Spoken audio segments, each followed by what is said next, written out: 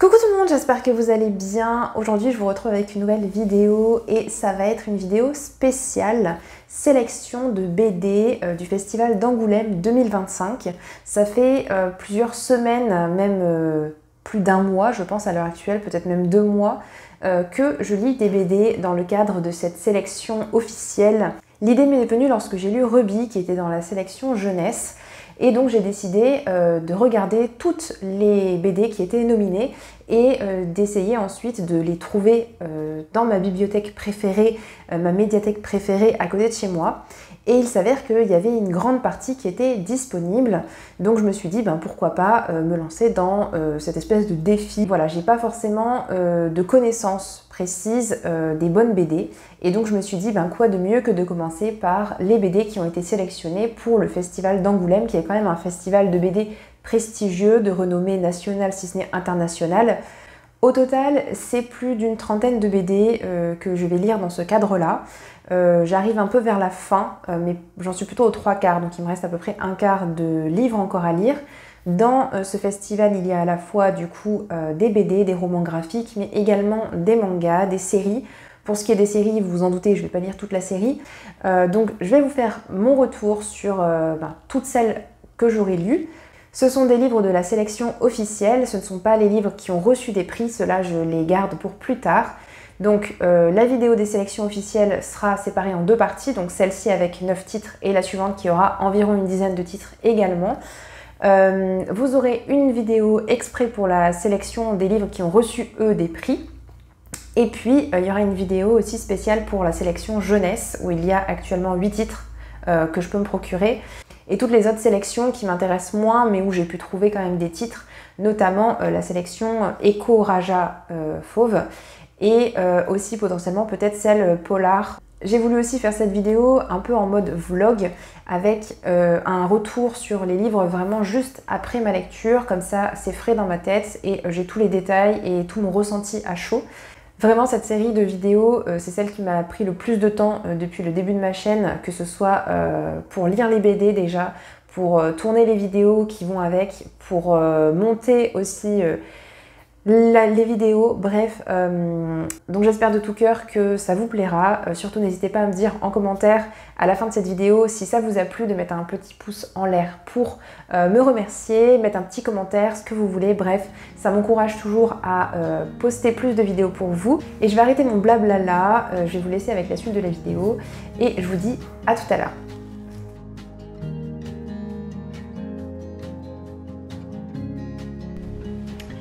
Je vais entamer ce petit manga qui me fait très envie, qui a l'air d'être tout mignon, bonnes vibes, tout ce qu'il faut pour le printemps, l'été.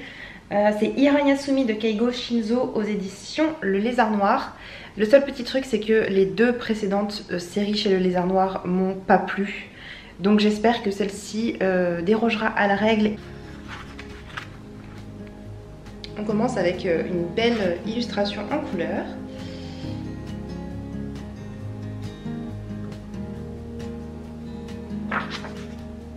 Je fais une petite pause dans ma lecture, je viens de terminer le premier chapitre et d'ores et déjà j'aime beaucoup la vibe qui s'en dégage, j'aime beaucoup les personnages, je trouve qu'il y a un côté humoristique mais à la fois doux. C'est un jeune homme qui s'appelle Hiroto qui a 29 ans, qui vit assez difficilement, on va dire, il n'a pas vraiment beaucoup de sous de côté. Il s'entend très bien avec les vieilles personnes, mais il a du mal en fait avec les jeunes filles de son âge qu'il trouve plutôt mignonnes parce qu'il est plutôt timide, enfin c'est ce que je pense, mais on nous en a pas trop encore dit. Mais voilà, il perd facilement ses moyens face aux filles, mais il va s'attacher à une vieille dame à laquelle il rend visite toutes les 2 semaines. Et en fait à la fin du premier chapitre, cette vieille dame meurt et elle lui donne en héritage sa maison à Tokyo et donc dans laquelle il va vivre, donc c'est la maison qu'on voit sur la couverture, dans laquelle il va vivre avec sa cousine qui a 18 ans et qui rentre tout juste à la fac. Lui il en a 29, donc voilà, ça fait un écart d'une dizaine d'années. Et donc je pense que ça va être un petit peu leur quotidien. Voilà, c'est frais, c'est mignon, c'est joyeux. Il y a des petits trucs humoristiques qui font un petit peu sourire. Par exemple, sans que ce soit trop lourd. Par exemple, il y a la petite mamie qui a une photo, je sais pas si je vais réussir à trouver. Voilà, la petite mamie qui a son espèce d'hôtel la funéraire. Et en fait, la photo qu'il y a dessus, c'est elle qui fait un signe comme ça. Bah, en mode je tire la tronche. J'adore les dessins, je trouve qu'ils sont super jolis. Je vous ai déjà montré un petit peu tout à l'heure, mais je peux vous en remontrer là. J'ai hâte de lire la suite, de voir comment les personnages vont évoluer et ce que va faire l'auteur, l'autrice, je ne sais même pas si c'est un homme ou une femme. On est le lendemain du plan précédent et du coup je ne vous ai pas parlé de la fin de Hirayasumi. Ça a été une super découverte, j'ai adoré ce premier tome dans son intégralité. Les personnages sont super attachants, sont super touchants, on a envie de savoir ce qu'ils vont devenir. La jeune fille intègre une fac et du coup elle se pose pas mal de questions, elle a du mal à se faire des amis, elle va rencontrer une fille un petit peu par hasard qui va l'aider et avec laquelle on sent déjà une profonde amitié entre les deux. Bref, ça s'annonce très très bien. On a aussi le début potentiellement d'une histoire d'amour entre Hiroto, le personnage principal, et une fille qu'il rencontre aussi totalement par hasard lorsque il est au travail. Mais voilà, ça a l'air d'être plutôt tendu entre eux au départ. En tout cas, voilà, ce premier tome me donne extrêmement envie de connaître la suite. Donc, si vous n'avez pas découvert cette série, surtout n'hésitez pas. La série est encore en cours au Japon avec 8 tomes et j'ai très très hâte de découvrir la suite.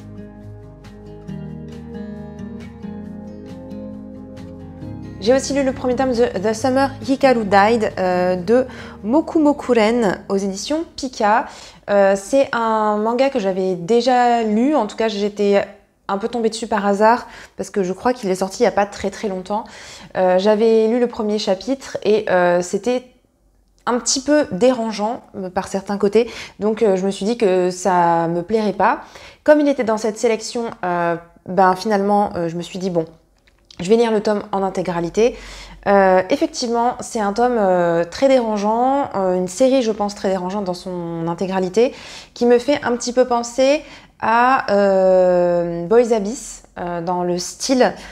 C'est très simple, c'est Hikaru, ce jeune garçon qui va partir à la montagne et quand il va revenir, en fait ce n'est pas lui qui va revenir mais il est mort et c'est une sorte de créature qui a pris sa place, qui a pris possession de son corps. On suit son ami Yoshiki, c'est le personnage principal et donc ils se connaissent depuis tellement longtemps qu'il se rend compte très rapidement que Hikaru ce n'est plus la personne qu'il connaissait avant. Le mystère va pas rester entier très longtemps puisque en fait il lui avoue effectivement qu'il est une créature particulière et qu'il a pris possession du corps d'Hikaru. Je dois vous avouer que ce premier tome du coup me laisse un sentiment assez mitigé parce que c'est pas le genre de lecture que j'apprécie habituellement. C'est même si voilà, je lis Boys Abyss, mais ça fait un petit moment d'ailleurs que j'ai pas repris la série. Mais j'ai toujours un petit peu du mal en fait parce que je trouve que y a un côté très dérangeant, un côté où on n'a pas envie de retourner dans l'histoire parce que il y a ces trucs vraiment bizarres qui se passent. Et on n'est pas dans un manga où on se sent bien, c'est totalement l'inverse de celui que je vous ai présenté juste avant. Donc voilà, il faut aimer en fait cette ambiance-là morbide, bizarre, et qui contraste beaucoup avec le personnage d'Hikaru, puisque lui en fait il est assez candide, assez désinvolte, et je sais pas, il fait comme si c'était un humain et pas du tout comme si c'était une sorte de démon ou je ne sais quoi. Donc il essaye d'avoir la même relation qu'Hikaru avait avec Yoshiki avant. Yoshiki se retrouve le cul entre deux chaises si on veut parce que d'un côté il tient énormément à Hikaru et on sent qu'il y a même plus potentiellement que de l'amitié.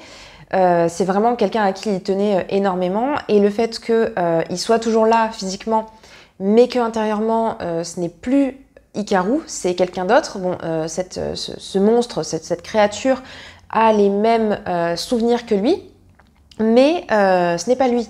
Voilà, tout simplement, ce n'est pas lui. Et donc, d'un côté, il veut se raccrocher à cette idée que Hikaru est toujours potentiellement là, mais sous une forme différente. Et vraiment couper les ponts, ne plus du tout lui parler, se dire que voilà, cette entité n'est pas Hikaru, n'est plus Hikaru, et qu'il a bel et bien disparu, il est bel et bien mort. Et donc, voilà, il ne sait pas vraiment sur quel pied danser, et la créature qui a remplacé Hikaru n'est pas pour autant méchante. En tout cas, pour l'instant, elle n'est pas méchante. Voilà, elle essaye même de sauver Yoshiki à un moment lorsqu'il y a une sorte d'autre créature qui vient un peu lui rôder autour. Donc voilà, on est un peu dans un univers fantastique, mais vraiment sombre, où on sent planer un mystère, quelque chose de démoniaque dans la forêt, dans la montagne, là où Hikaru est allé et où il est mort. En tout cas, ce premier tome est très très dérangeant, moi de mon point de vue. Je trouve que c'est... Alors j'ai connu pire, je pense, et il y a certains mangas qui doivent être pires parce que voilà, ça reste quand même compréhensible. On peut quand même s'attacher, je pense, au personnage. Mais voilà, je sais pas si je vais continuer la série, honnêtement. Je dirais pas que j'ai pas aimé la série, mais j'ai pas aimé suffisamment pour pouvoir vraiment avoir envie de continuer. Donc voilà, j'ai un petit peu du mal aussi avec les personnages, et je pense que c'est un petit peu dans tous les mangas, entre guillemets, dérangés, avec des personnages qui ont souvent des figures très déformées. J'ai un peu checké sur Manga News, et c'est une série qui est classée en horreur. Donc effectivement, même si ça me fait pas tant peur que ça, enfin pour moi horreur ça veut dire vraiment quelque chose de plus intense, là c'est plus glauque, mais peut-être que par la suite ça sera encore pire.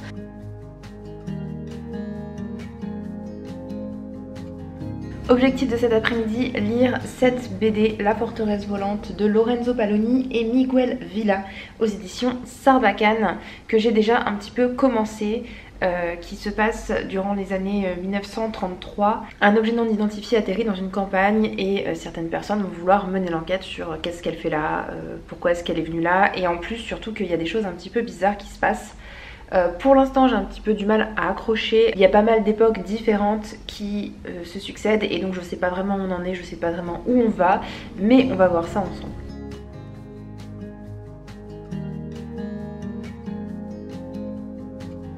Ils vont à la rencontre du coup de cet objet non identifié qui est arrivé sur Terre.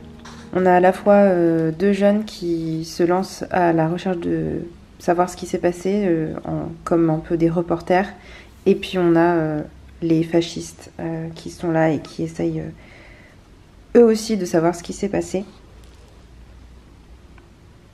J'ai décidé de faire une petite pause là, j'en suis à peu près je pense aux 3/4 de la BD, et je suis toujours autant sceptique sur qu'est-ce qui se passe, qui sont les personnages. Je trouve que le problème c'est que les dialogues des fois n'ont pas de sens forcément, où on va avoir un personnage qui dit quelque chose, l'autre lui répond, et puis ensuite il y a un autre qui vient l'interrompre et qui lui demande quelque chose d'autre et l'autre ne répond pas. Enfin voilà, bref, c'est très difficile pour moi, c'est très brouillon, je ne comprends pas trop où on va, mais ce que je vois pour l'instant c'est du coup une présence extraterrestre qui est arrivée sur la Terre, et les fascistes s'en sont emparés pour essayer d'en faire une arme massive de destruction.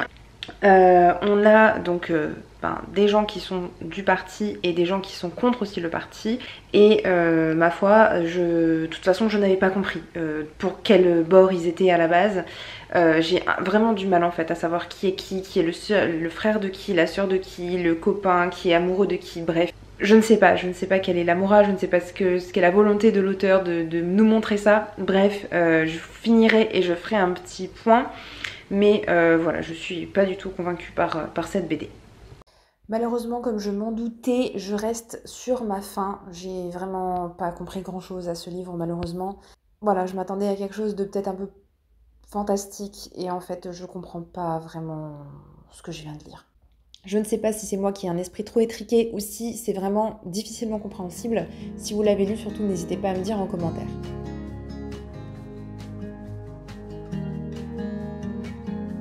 Lecture du soir, bonsoir. On va lire L'Expert de Jennifer Daniel aux éditions Casterman. Je ne sais pas du tout à quoi m'attendre, j'ai pas du tout lu la 4e de couverture. On va voir ça ensemble.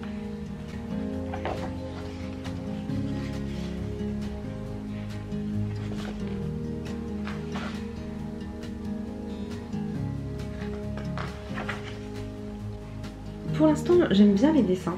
Je trouve qu'ils sont vraiment très sympas. Au niveau des coloris, au niveau graphisme, je suis plutôt très fan.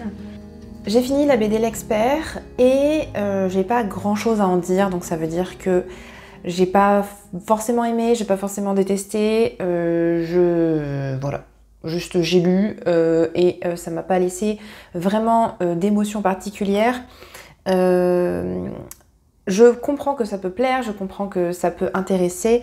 C'est une BD qui a quand même pas mal de qualité. On va suivre Monsieur Martin qui est un expert qui travaille dans un institut médico-légal et donc il a pour mission de prendre en photo les cadavres et du coup avec son équipe de comprendre ce qui s'est passé, de quoi est mort la personne.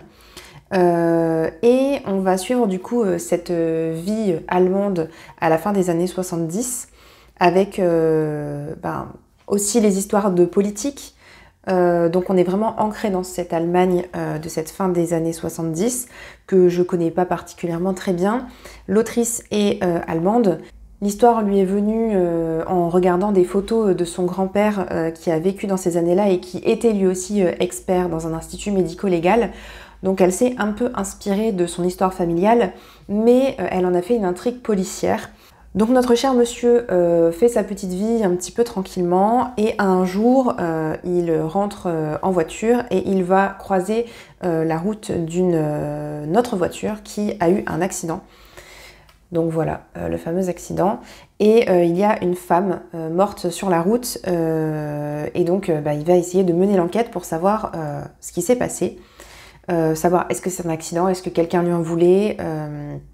Et donc nous, on a un autre pan de l'histoire aussi qui est politique. Et donc on apprend des choses que lui ne sait pas à l'origine. Le fait qu'il mène l'enquête ne plaît pas à tout le monde et lorsqu'il va rendre compte à son supérieur de la mort de cette fille et de qui potentiellement pourrait être le coupable, en fait il va essayer d'endiguer au maximum et de pas faire en sorte que ça se sache. C'est totalement injuste comme situation, mais la fin est encore plus injuste parce qu'on se rend compte que voilà, au niveau politique, au niveau des gens qui ont du pouvoir, il y a des choses qui ne doivent pas être sues, il y a des choses qui doivent rester sous silence. Ça montre que la justice est différente en fonction de chacun, en fonction de si on a du pouvoir, si on a de l'argent, si on est haut placé. Ça peut laisser un petit arrière-goût amer lorsqu'on termine la lecture. Au niveau des graphismes, j'aime beaucoup, je trouve que c'est vraiment très bien réussi. J'aime beaucoup les couleurs qui sont très éclatantes, les personnages sont bien rendus, il y a vraiment quelque chose de très particulier qui est très propre, je pense, au style de l'autrice et que j'apprécie particulièrement. Donc voilà, c'était pas une mauvaise BD, c'était pas la BD du siècle pour moi, mais je trouve qu'elle a pas mal de qualité et qu'elle pourrait plaire à pas mal de monde.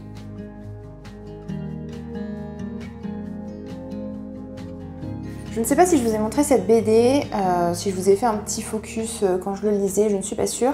Donc je vous le montre là au cas où. C'est Connexion de Pierre Janot, c'est le premier tome qui s'intitule Faux accords. C'est le deuxième tome je crois qui était dans la sélection, mais il faut bien commencer par le premier tome. C'est une BD que j'ai beaucoup appréciée, qui est très inventive, très spéciale dans son style graphique. Puisque en fait chaque double page est constituée d'un seul univers, d'un seul lieu, d'une seule et même immense bulle si on veut. Et donc en fait on va se retrouver très souvent chez les personnages, dans leur intimité. Et vous voyez du coup on a des bulles particulières pour un petit peu comprendre ce qui se passe. Et notamment, par exemple, là, on peut voir sur cette vignette-là qu'elle est reliée à un élément ici du décor. Et en fait, ça va être, par exemple, sur les souvenirs qu'il y a eu avec... là, c'est une peluche en l'occurrence, mais des fois il y a sur une photo ou des choses comme ça. Et donc là par exemple la personne est au téléphone et voilà, on a sa petite tête avec les dialogues et ce qu'elle raconte, etc. En fait, c'est très dynamique et voilà, ça fait aussi des fois des choses comme ça où on a des personnages qui sont répétés à différents endroits, mais bon, on comprend que c'est qu'ils arrivent par là et voilà. Bref, je vais pas vous faire un dessin non plus. Donc j'ai beaucoup aimé cet aspect très inventif, très créatif, très différent de ce qu'on peut voir habituellement dans les BD dites classiques entre gros guillemets.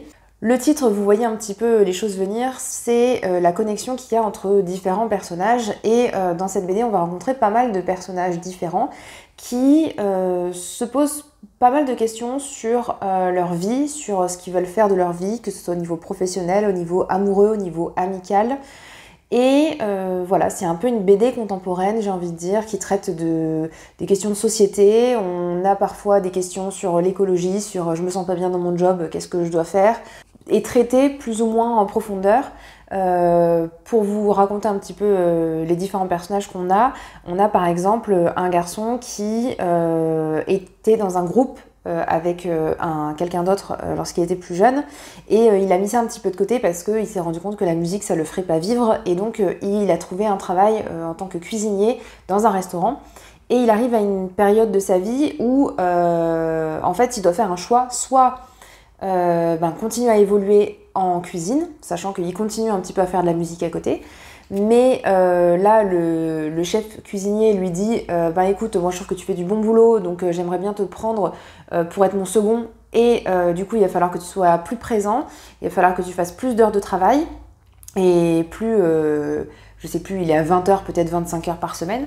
Mais le problème, ça veut dire qu'il oublie complètement sa carrière musicale. Et d'un autre côté, il ne peut pas rester comme ça toute sa vie. Donc il va falloir qu'il fasse un choix entre la musique, essayer de s'investir vraiment et essayer de faire quelque chose ou laisser tomber la musique et passer à autre chose. Donc on a lui, on a aussi un gars qui se morfond, qui a des cartons de son ex qui traînent toujours, il ne sait pas trop quoi en faire. On a une personne qui revient de l'étranger. Bref, on a plein de personnages qui se croisent. On sait qu'ils ont chacun un lien qu'on découvre au fil des pages. La BD est découpée en différents chapitres et donc à chaque fois on a le focus sur l'un des personnages principaux de ce groupe d'amis. J'ai beaucoup aimé parce que c'est très réaliste dans les différentes thématiques qui sont abordées, dans les difficultés du quotidien de ces gens. Il n'y a pas vraiment une thématique qui se dégage, c'est-à-dire qu'on est vraiment sur suivre le quotidien de jeunes, donc ils ont peut-être la trentaine, quelque chose comme ça, qui se posent des questions sur leur vie, qui vont devoir faire des choix, comme j'ai dit tout à l'heure. Bref, c'est une BD qui est très intéressante parce qu'on peut s'y retrouver très facilement et c'est ça que j'ai beaucoup aimé. En plus de l'aspect graphique qui est assez particulier, c'est une BD, je trouve, qui vaut le détour.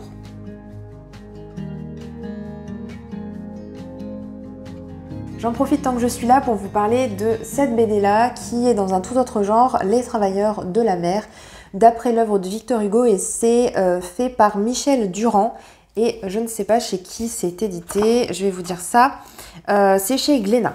Voilà, donc c'est une BD qui est immense déjà, celle d'avant était assez grande, mais je vais vous faire juste une petite comparaison. Voilà, donc cet album, cette BD est gigantesque. Donc quand on est dedans, disons que si on ne se met pas un petit peu plus loin, on a vite fait de pas vraiment comprendre les dessins parce que les dessins sont comme ça, c'est-à-dire ils sont uniquement faits à partir de rayures. Et si on a la tête trop devant, lorsque voilà, on se retrouve face à des paysages, on ne sait pas trop qu'est-ce qui est rocher, qu'est-ce qui est herbe, qu'est-ce qui est maison, qu'est-ce qui est mer. À certains moments, j'ai vraiment eu du mal à comprendre ce qui était dessiné, ce qui était représenté. Et je pense que c'est parce que j'ai pas vraiment pris le temps non plus de m'appesantir sur tous les dessins. C'est pas mon style de dessin préféré, mais ça a vraiment un style particulier. Voilà, pareil que dans l'autre. Là, c'est des cases un peu plus normées, mais au niveau graphisme, c'est vraiment une patte très caractéristique. Maintenant que je vous ai parlé rapidement des dessins, qu'en est-il de l'histoire? Déjà, je ne connais pas l'œuvre originale de Victor Hugo, donc je ne sais pas si on peut dire qu'elle est fidèle ou pas fidèle. En tout cas, de ce que je peux imaginer, j'ai l'impression qu'il est resté assez fidèle au texte. On retrouve un style littéraire vraiment, je pense, qui date de cette époque. Donc je ne sais pas si ça a été, si les phrases ont été prises telles quelles ou si il y a eu du travail qui a été fait derrière pour, très certainement, hein, pour diminuer le texte, etc. Mais il y a vraiment cette volonté de garder ce type d'écrit du 19e siècle.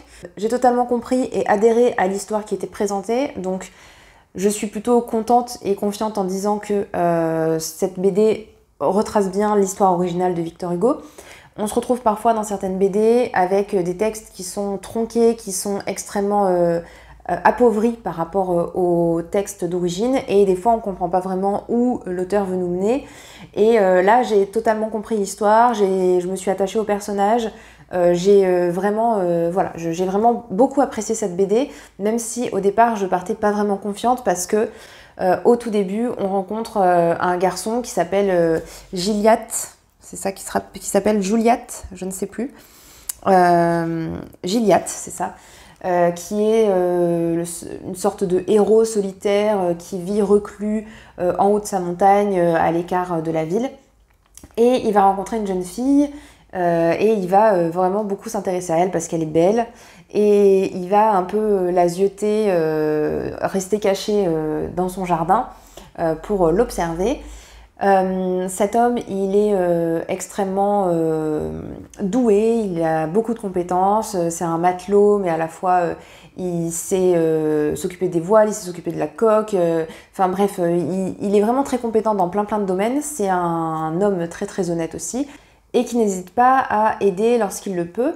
On rencontre d'abord ce jeune homme et puis après on passe à un autre personnage et encore un autre et encore un autre, et du coup j'avoue qu'au début j'ai eu un petit peu de mal à saisir où l'auteur voulait en venir et pourquoi on nous présentait tous ces personnages qui pour moi n'avaient pas de lien, mais les choses se mettent en place petit à petit et j'arrive ensuite à comprendre où on veut nous mener.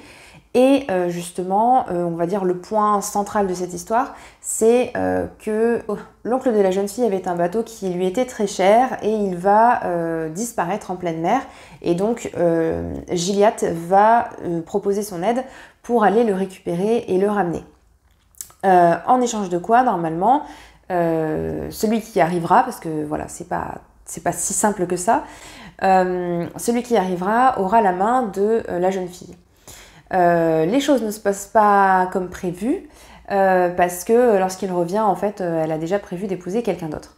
Donc c'est très frustrant de voir cet homme qui est extrêmement bon, extrêmement honnête par rapport à d'autres personnages dans cette BD. Enfin, on retrouve vraiment aussi l'atmosphère du milieu du 19e siècle avec justement le commerce, les personnes qui ont de la richesse, qui vont avoir voilà, un bateau, par exemple à moteur, qui est innovant pour cette époque-là.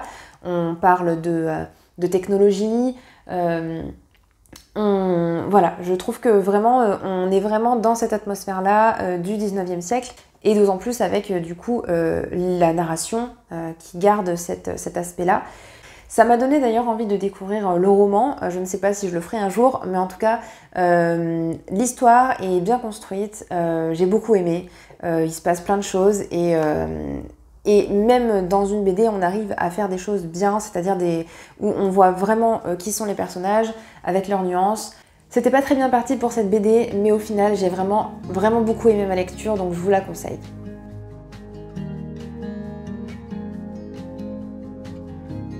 J'ai lu la BD Pour une fraction de seconde de Guy Delisle. Donc c'est sous-titré La vie mouvementée d'Edward Muybridge. Et donc c'est chez Shampoing. C'est une BD documentaire, je dirais plutôt, où on va suivre du coup, comme vous l'aurez deviné, la vie d'Edward Muybridge, qui est cet homme qui a beaucoup fait avancer la photographie. Donc on va suivre sa vie dans la deuxième moitié du 19e siècle.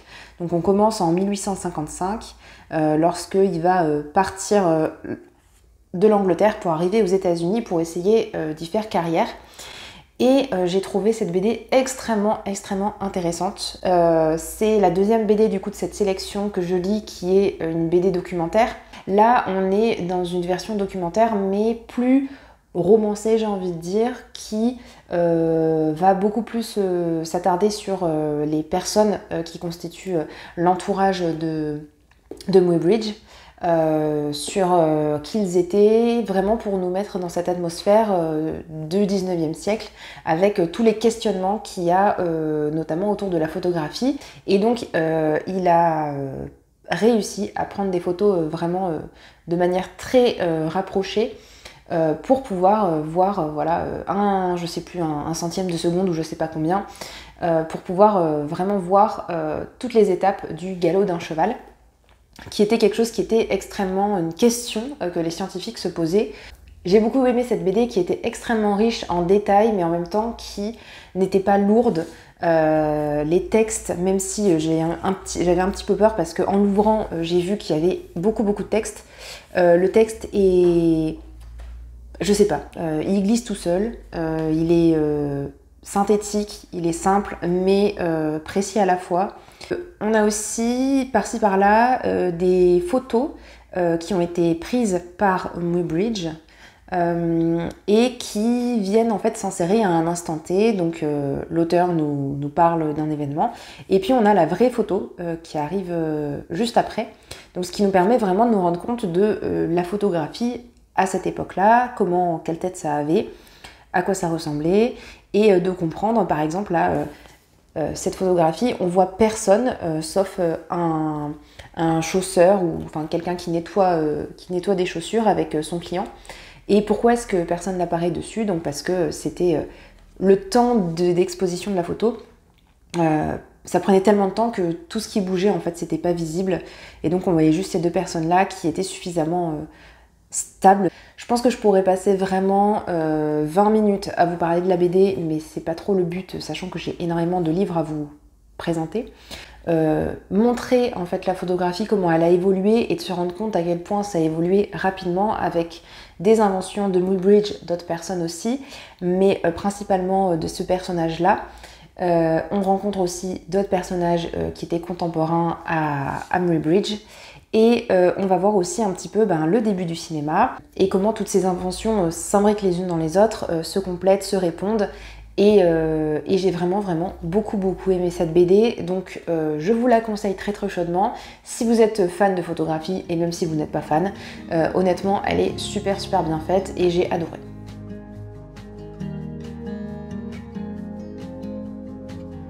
J'ai terminé ce gros bébé qui est Walicho de Sol Otero chez les éditions Ça et Là.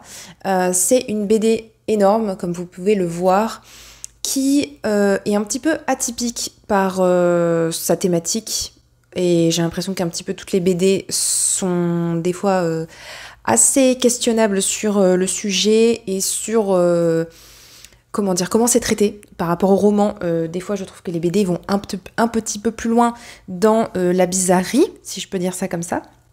En tout cas, c'est une BD qui est très jolie, déjà rien que la couverture, et l'intérieur est absolument magnifique également. Les couleurs, je suis clairement fan, et en fait l'histoire m'a vraiment beaucoup plu également, même si elle est assez spéciale pour le coup. On va suivre plusieurs histoires. Au début, on a l'impression qu'elles n'ont pas de lien entre elles. Et pour autant, petit à petit, des liens vont se tisser entre les différents personnages de ces différentes histoires. Et on va comprendre qu'il y a un dénominateur commun. Et ce sont trois personnages féminins, donc qui sont sur la couverture, qui sont trois personnages assez spéciaux, puisqu'elles auraient des pouvoirs magiques. Elles sont parfois traitées de sorcières, parfois, mais très souvent même, elles sont en marge de la société, et elles font des choses assez bizarres. Elles ont notamment... dans une histoire plein d'enfants qu'elles ont adoptés. Dans une autre, elles sont extrêmement puissantes, elles ont plein d'appartements dans un quartier. C'est des femmes, du coup, on a l'impression qu'elles traversent les siècles. Voilà, donc est-ce que ce sont vraiment des sorcières ? Je vous laisserai le découvrir en lisant cette BD. Toutes les histoires avaient leurs petites caractéristiques, leurs petites patte personnelle, on va dire, qu'on soit dans les années 1700 ou qu'on soit à l'heure d'aujourd'hui. On est face à des personnages souvent qui ont des soucis relationnels, on va dire, ou pas forcément des soucis, mais par exemple dans on a une jeune fille qui reste terrée chez elle et qui n'ose pas sortir, elle a vraiment peur, enfin je pense qu'il y a une agoraphobie ou quelque chose qui se cache, mais on rentre pas forcément dans les détails. Elle va correspondre avec un vétérinaire qui s'appelle Dario, qui lui aussi se sent seul de son côté. Et dans un autre, par exemple, on a deux copains qui se retrouvent dans un café et qui discutent du fait d'un qui a vu quelque chose de vraiment bizarre. Il est allé se balader un petit peu, enfin je la fais courte, mais en gros il est parti dehors et il s'est retrouvé face à une maison. Et en regardant par les vitres, il a vu des femmes nues avec des hommes qui faisaient une sorte de rituel bizarre sur une sorte de rosace, vous voyez, avec l'étoile au milieu. Donc on essaye de mener un petit peu l'enquête en tant que lecteur pour savoir ce qu'elles font, à quoi servent leurs pouvoirs, pourquoi est-ce qu'elles font ces rituels un peu glauques. Et je pense que j'ai un peu la réponse, mais c'est pas une réponse qui est apportée par l'autrice. C'est quelque chose que j'ai un peu déduit, donc je pense que chacun peut un peu peut-être se faire son idée. Mais en tout cas, ça parle de féminisme, ça parle de relations hommes-femmes et ça parle notamment de sexe, parce qu'il est question pas mal de sexe en fait dans ce livre aussi. Je pense que c'est vraiment à la toute fin de cette BD que j'ai vraiment compris ce que faisaient les femmes. Mais encore une fois, c'est mon interprétation et je vous laisserai juger vous également. N'hésitez pas aussi vous à me dire en commentaire l'interprétation que vous faites de cette BD. En tout cas, moi elle m'a beaucoup plu et je vous la conseille chaudement.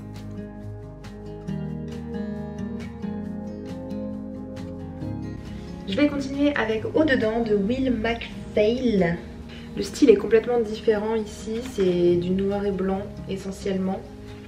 J'ai un petit peu du mal avec les yeux qui sont extrêmement ronds et un peu globuleux, qui sortent des orbites. Je ne sais pas si vous arriverez bien à voir. C'est une sacrée BD, une sacrée bricasse. On va voir.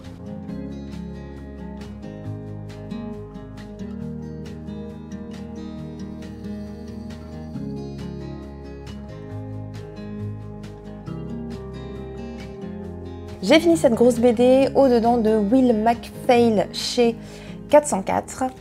C'est une grosse bricasse mais qui se lit très vite parce qu'il n'y a pas beaucoup de dialogue, il n'y a pas beaucoup d'illustrations non plus, donc on va assez vite. C'est pas une BD où on est vraiment dans l'action, c'est plus une BD sur la psychologie, sur les relations interpersonnelles. On va suivre Nick qui est un jeune homme qui habite tout seul dans un appartement. Il se pose beaucoup de questions sur sa vie, sur... Voilà, il a l'impression en fait finalement d'être un peu en marge de la société et de ne pas vraiment comprendre les relations entre les gens. On voit qu'il cherche à être heureux, qu'il cherche de la joie dans des petits bonheurs du quotidien, mais il n'y a pas vraiment grand chose qui l'intéresse, qui le happe. Il passe sa vie en fait dans des cafés, il va boire son café. Il mange son petit croissant et c'est le seul truc qui lui donne un petit peu de bonheur, un petit peu de joie. Sauf que il se rend compte que voilà, des fois ça lui suffit pas. Il est beaucoup centré sur lui. Il se dit que pourtant voilà, il est pas triste, c'est pas un gars qui est triste, mais on ressent quand même qu'il a beaucoup de poids sur les épaules et que malgré tout, il est très seul. C'est une BD qui s'interroge beaucoup sur les relations interpersonnelles. Nick, il discute avec les gens, mais il a vraiment l'impression de faire semblant, de jouer un rôle, de mettre une sorte de masque face aux personnes qu'il rencontre, notamment les nouveaux gens qu'il côtoie. Il a l'impression de vraiment voilà, ne pas être lui-même parce que voilà, tu parles de la pluie et du beau temps, tu demandes comment ça va, mais la personne te dit qu'elle va bien alors qu'elle va pas forcément bien. Donc, il comprend pas vraiment l'objectif de ça. Et à un moment, il va se retrouver à discuter avec son plombier parce qu'il a une fuite dans ses toilettes. Et il se dit « Allez, vas-y, pose-lui une vraie question, dis-lui quelque chose d'important, d'intéressant. » Et puis il va lui poser une question et il va se sentir en fait différent après ça. En fait, il va sentir vraiment qu'il y a quelque chose qui s'est passé entre eux, il y a un courant qui est passé. Et en fait, il est rentré un petit peu plus dans l'intimité de cette personne qu'il ne connaît pas du tout. Et donc, il va chercher à reproduire ça avec d'autres personnes. Il voit sa mère régulièrement parce qu'il va l'aider à faire des travaux chez elle. Le souci, c'est qu'il a jamais vraiment connu sa mère, ou en tout cas, il a jamais vraiment cherché à savoir ce qu'elle pensait, ce qu'elle ressentait. Et donc, il va essayer un petit peu de creuser et essayer de découvrir qui elle est. On a aussi une histoire d'amour entre lui et Ren, enfin histoire d'amour entre guillemets, hein, puisqu'en fait c'est plutôt un plan cul qu'autre chose. Il va se passer quelque chose d'important à peu près aux 2/3 de la BD, et à partir de là, ça va déclencher pas mal de choses. Et Nick va se rendre compte que voilà, qu'il aurait aimé connaître mieux certaines personnes. Du coup, c'est une BD plutôt introspective, plutôt sur de la psychologie des personnages, sur les relations qu'on peut avoir avec autrui. Ça nous permet de nous questionner nous-mêmes sur nos relations avec les gens qui nous entourent. Est-ce qu'on les connaît vraiment? Est-ce qu'on a envie de les connaître? Parce que c'est aussi un effort à faire finalement de soi, d'aller vers les autres pour savoir qui ils sont, et des autres de bien vouloir s'ouvrir, parce que Nick va se rendre compte à certains moments que les gens ne veulent pas en fait dévoiler des choses de leur intimité. Et voilà, et du coup c'est une BD que j'ai beaucoup appréciée, j'ai trouvé super intéressante, et justement pour parler de ces small talks de la vie quotidienne, de ces moments en fait où on échange avec des gens qu'on connaît ou qu'on connaît moins, et qui sont en fait des moments vides un petit peu, et où on comprend vraiment cette idée de small talks et de conversations un peu plus profondes. Donc j'ai vraiment beaucoup aimé. Voilà, c'est tout pour ma vidéo, j'espère qu'elle vous aura plu. Surtout, n'hésitez pas à vous abonner, à liker, à partager, à commenter. Bref, ça m'encourage toujours d'avoir vos retours. Et moi, je vous dis à bientôt dans une prochaine vidéo. Ciao, ciao!